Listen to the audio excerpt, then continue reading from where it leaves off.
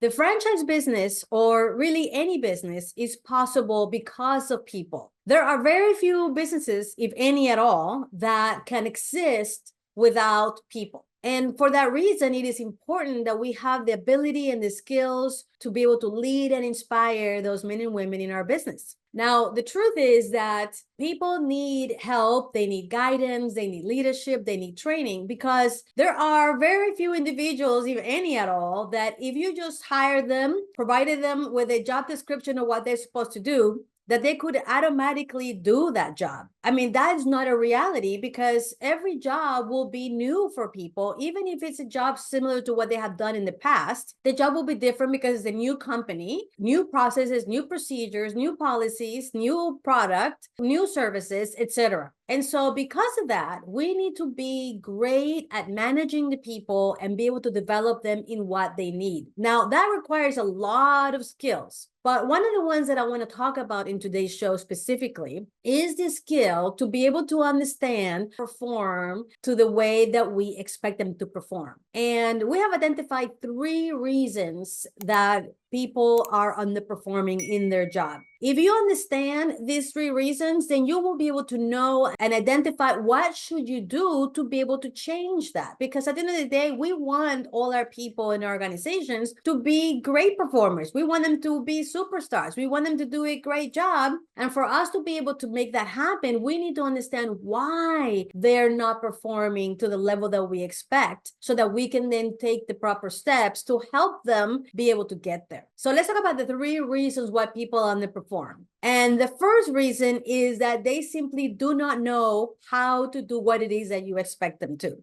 The number 2 reason is that people are not able to do what you expect them to do. And the number 3 reason is they don't want to do what it is that you expect them to do. So let's go a little bit deeper into each and every one of these and identify what does that look like and what should you do to maybe change that around and help these men and women do a great job in their positions. So first of all, we talked about how the first reason, not the number 1 reason necessarily, but the first reason why people underperform is because they simply do not know how to do what you expect them to do. Now, there is this thing called the Peter Principle. The Peter Principle says that people have the skills, the abilities to succeed in their job. And when they succeed, they get promoted to the next job. And then at that point, if they receive the knowledge, the tools, the training, they may be able to succeed at that job. And then they get promoted to the next job. But then what happens is that the Peter Principle says that people get promoted up to the level of incompetence, meaning that they get promoted to the point where they're not getting the training and the development they need to be successful at that position, and that's where they get stuck, and they are unable to fulfill the expectations of that position, and therefore they do not know how to succeed in that position. Now, what should you do if that happens? Well, first of all, identify the person that is underperforming and identify in what specific areas they're underperforming, because if you're able to identify that, and if in fact the reason is that they simply have not been trained on that skill or ability, then the answer is simple. Train them. Good processes and procedures to train your people in all the potential, in all of the skills and abilities and responsibilities they have, so that they can fulfill your expectations. And believe me, people want to succeed. When people apply for a job and they go to work for a company, they want to do a good job. They want to succeed. Nobody wants to go work for someone and fail, but it really is up to the leaders and the organization to actually provide the training and the support and the follow-up that they need so that they can have the skills and not have the Peter Principle become true in that position. So if you do that, not only are you giving them capability, but you're giving them confidence in doing the job right. So that is what the first reason people underperform is, because they are not trained. They don't know how to do the job. And us as leaders are responsible to give them the tools and the knowledge that they need so that they can do the job and do a good job for that. You know, an example is for me, I am totally incompetent at being a jet pilot. I don't have the skills to do that. Now, do I want them?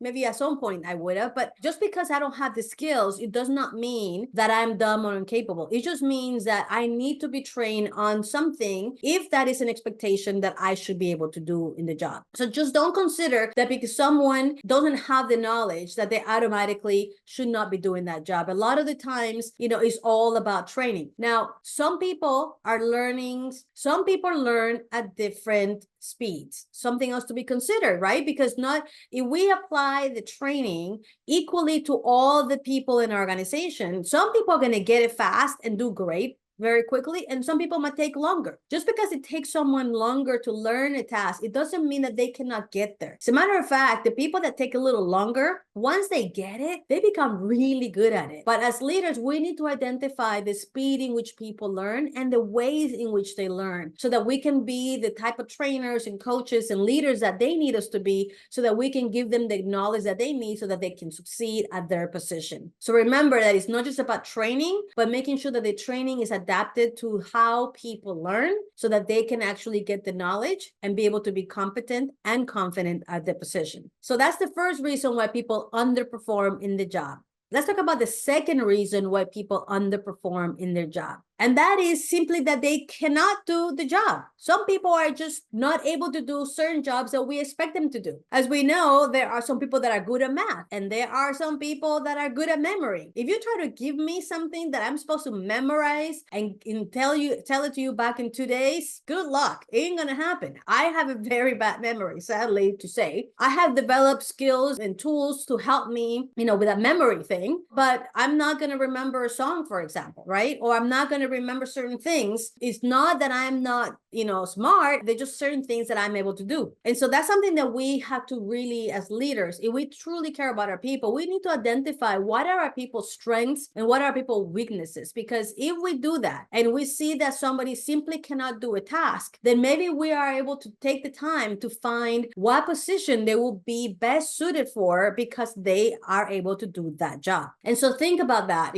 Some people are just not able to do that. That makes me think of something about my son. So I have a son, and he actually went to work for a franchise organization, and he was a cashier helping customers, and he did a great job, great attitude. He's a great kid. He's my son, right? Anyways, at that point, the manager thought, what? He's punctual, he's courteous, he does a really great job in the cashier area. Let me put him in the drive-through. And funny enough, my son came home that day, and he told me, Mom, I learned something about me today. And I'm like, what, Avery? What did you learn? He said, I am not able to multitask. And I'm like, what do you mean? How do you learn that about yourself? I said, Mom, the manager of the store put me in the drive-through, and for the life of me, I was not able to listen to someone in the headset, work with the register, and at the same time try to coordinate the packaging of the product that I'm supposed to hand out through the window. I made so many mistakes. I was getting confused. I did not understand what the people were telling me. I just simply was not able to do that job. Obviously, we got a laugh out of that. But interesting enough, this really illustrates this particular situation, because he was a great employee. He's just not able to multitask. And after several attempts from the manager of putting him in that position, at some point in time, finally realized, okay, he's just not able to do that job. So what happened? She kept him in the cashier position, sometimes in the back of the house production, where he could focus in one task at a time and do a great job. And so that's an example of how some people are just not able to do certain things. That does not mean that they cannot be a productive, positive member of the team. As leaders, our job is to find ways or positions in which these employees can thrive and do well, not just for the company, but also for themselves. And so that's something, a very important lesson I learned from my son and his experience, that it's not that he didn't want to, it's not that he needed training, it's just that he simply had a certain thing that he just was not able to do. Now, something that you need to know is that he is today an engineer doing quite well, working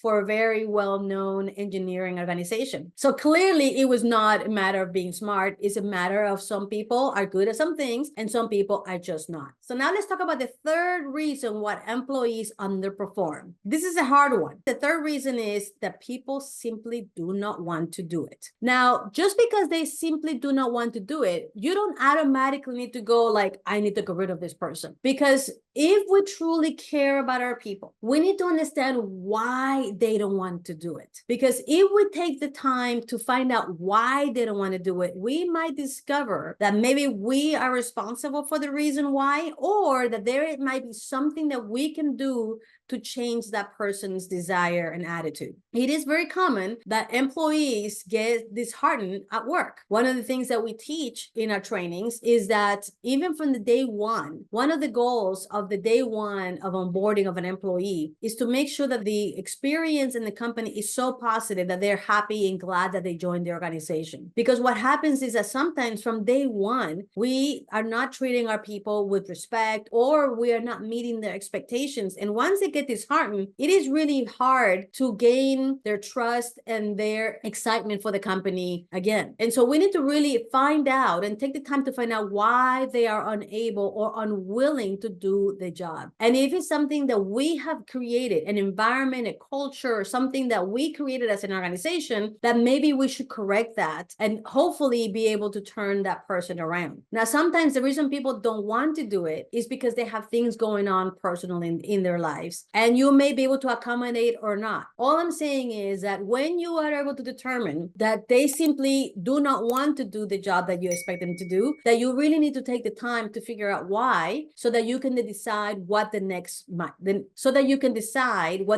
steps might be. And this will take time and effort, but if you truly care about them, it will be something that is important for you to do. Now, I'm going to tell you something. I have an employee a long time ago when I was in charge of a large organization, and this employee, he did a great job sometimes, and then sometimes he did a really poor job. And then he turned around and we had a conversation with him, and then he got re-inspired and he did a good job again. But then I always saw that his performance would always go back down, until one day I realized, and I heard through the grapevine, that when his motivation was going down and his performance was going down was because he was doing something else, a hobby, he thought, which was selling cars. Now, we are a food service organization. He was the head, a unit manager of a unit in charge of the business. But when his performance was going down was because he was excited about selling used cars. That was his passion. And it got to the point that we gave him a chance and another chance and another chance until one day, that was it. And so what I told him to do was,